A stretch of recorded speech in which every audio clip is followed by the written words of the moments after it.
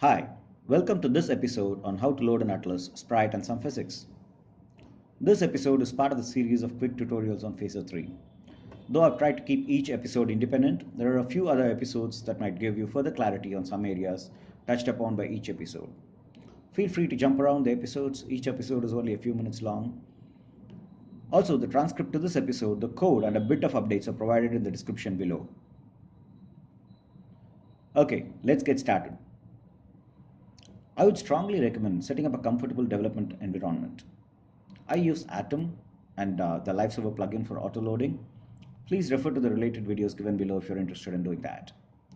Some of you might use VS Code, some might use Sublime, whichever your favorite editor is. Please make sure that you can code quickly and test effectively and productively. To get started, let's take up the skeleton of HTML code. To keep it simple and to focus on the core topic, let's keep our skeleton to one single HTML file. In the real world for production, you might have multiple HTMLs, JavaScripts included in the HTML and package managers like NPM. You might use Webpack for building the code and so on and so forth. But this tutorial is for beginners, so keeping it simple. If you look at this HTML file, it's fairly simple. We have the usual HTML head and body tags.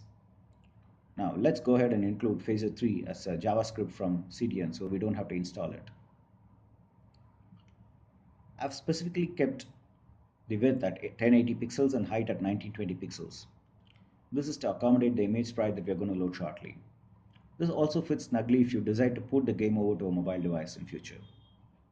You might notice that the scene object is being defined here with three callbacks: preload, create, and update. Now let's go ahead and define these functions. The names of these functions are self-explanatory. Preload is called prior to the scene object itself. We could do preparatory work here, like loading all assets from the assets folder. Create is called only once and during the creation of the scene object, at the moment when the scene object is ready. You could set up callbacks, for example, collision detection callback, start the background music, etc. in this function. Update is a game loop and is called many times every second. You can think of accomplishing things like the game object movement, sound changes, etc. Now, on to the business of loading atlases and sprites. Before we begin, let's understand what a sprite is, what an atlas is. A sprite is simply an image that moves around the screen, or not, for example, if it's a background image or an object that's static by definition. These are typically characters in the game, like Dr. Mario, the mushrooms, the stars, the moving landscape, etc. While these sprites move independent of each other, loading them one by one would cause loading overheads and hence delays. To solve this, we pack all the sprites into a single file and refer to each sprite based on the relative location in the master file. For example, we are going to use a road, a motorcycle, and a car in this example. We would pack all of these into a packed master image like this. Now, to refer to a motorcycle, we have to refer to the coordinates of the sub-image like this. To make it simpler, we give it a name. Now, that's one complex thing to do manually. This is where the tools come in to simplify the same. We have used Texture Packer GUI to pack the sprites into an atlas. There is a free version, or you might decide to buy it if you're going to be dealing with tons of sprites. It's worth the dollars you spend. Inside Texture Packer GUI, we'll create a new project, drop all the individual sprites. Let's choose Phaser JSON array as the framework.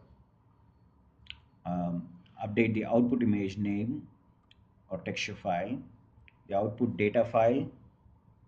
For our project, let's choose the names path and ratcard.png, and data file is path ratcard.json. Click Publish Spritesheet and voila, you have two files, the path Spritesheet and the JSON that maps the individual sprites inside the Spritesheet. Now that's all you'll need to load these images into your Phaser 3 game. Now back to Atom, let's load these images into a game. In the preload method, type this method loads the atlas ratcard.png along with the metadata ratcar.json. We also indicate that we'll be referring to the atlas by the name ratcar atlas. If you load this HTML into the browser, you will see nothing. This is because we have only loaded the atlas into memory. We have not told Phaser 3 to display any of the sprites. To show the sprite, we have to load it from the atlas. We do this in the create method. This command instructs Phaser 3 to load the track.png image, which lies within the radcar atlas. Phaser 3 knows how to cut the track.png sprite out of the radcar png master image, as the accompanying data file radcar.json provides the offset details.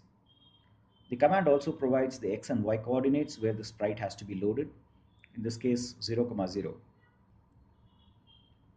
Now, load this HTML into the browser. Well, the sprite has been loaded, but we only see part of it. This is because Phaser 3 sets the center of your sprite at 0, 0. To fix this, we have to set the origin of the loaded image to be the reference point. We can do this using the setOrigin function. Modify the sprite and add this command. The setOrigin function sets the reference point of the sprite to the sprites 0, 0, or the top left corner. Now, refresh the browser and you see the sprite as expected. Now, let's have some fun with the physics capabilities of Phaser 3. To do this, let's first define the physics object in the game object. Now, let's load the sprite through the physics object. In the create method, notice that the add.sprite is part of the physics object and not this.